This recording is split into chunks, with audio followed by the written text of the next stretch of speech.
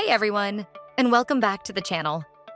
Are you tired of manually managing customer support emails? Spending precious time copying and pasting information into your ticketing system? I know I was. That's why today, we're diving into a game-changing feature in Visp, converting emails directly into tickets. This is going to save you time, boost your team's productivity, and most importantly, improve your customer experience. Imagine this. Every customer email automatically becomes a trackable ticket, organized and ready for your team to handle. No more missed emails, no more frantic searching through inboxes. This means faster response times, better issue resolution, and happier customers. Sounds good, right? Let's get into how it works. Here are the ways to set this up.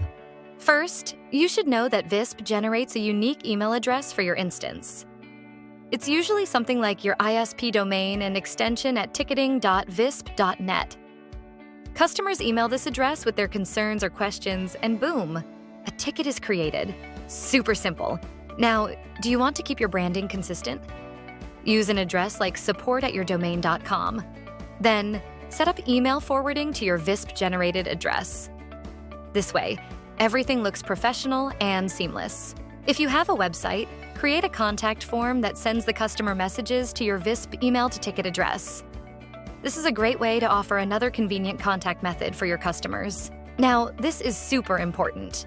For this to work flawlessly, the customer's email address must already be associated with the customer profile in your system. If it's not, the ticket will be created, but it won't be linked to a specific customer. You'll then have to manually find the customer and add their email.